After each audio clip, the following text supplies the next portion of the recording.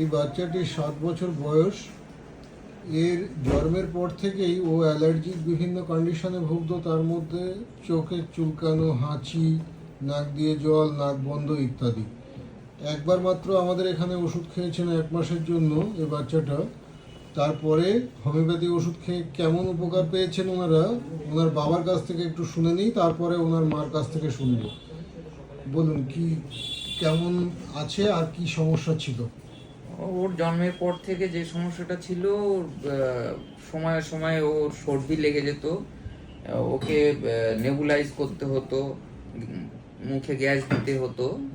তো doctor allopathy প্রচুর দেখিয়েছি, যেটা হয় ওই তাৎক্ষণিক ওষুধ খেলো, একটু সেরে গেল, 3-4 মাস হয়তো ভালো আছে, তারপর গিয়ে আবার যেকে সেই ওষুধ শেষ, তো সমস্যাও শুরু।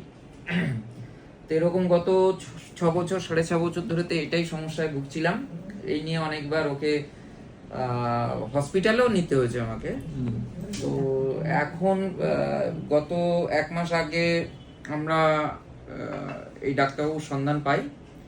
তো আমরা এত অ্যালোপ্যাথি দেখিও খুব বিরক্ত, হতাশ। আমি চেন্নাই পর্যন্ত নিয়ে গেছি, সেখান থেকেও মানে ভেলোরে আর কি, ভেলোর থেকেও আমি খুব বেশি ফিডব্যাক কিছু পাইনি। কিন্তু এই ডাক্তারবাবুর কাছে আমি গত 1 মাস 1.5 মাস আগে আমি প্রথম একবারই ওষুধ নিলাম। এখন বর্তমানে আমার বাচ্চা আগের থেকে অনেকটাই সুস্থ। যেটা কথায় কথায় সর্দি লেগে যাওয়া, নাক দিয়ে জল পড়া, হাঁচি হওয়া, কাশি হওয়া, এই ব্যাপারটা অনেকটাই কমে গেছে। অনেকটা কি দেখছি না, গত 1.5 মাস তো ওর এইভাবে কোনো সমস্যা হয়নি। চোখের চুলকানিও অনেকটাই নিয়ন্ত্রণে এসছে, চোখ অতটাও আগের মতন চুলকাচ্ছে না। তো আমরাই ডাক্তারবাবুর কাছ থেকে ওষুধ নিয়ে যথেষ্টভাবে উপকৃত হয়েছি। আপনি কিছু বলবেন? না স্যার, ও তো বললোই। না না, বল। ঠিক আছে।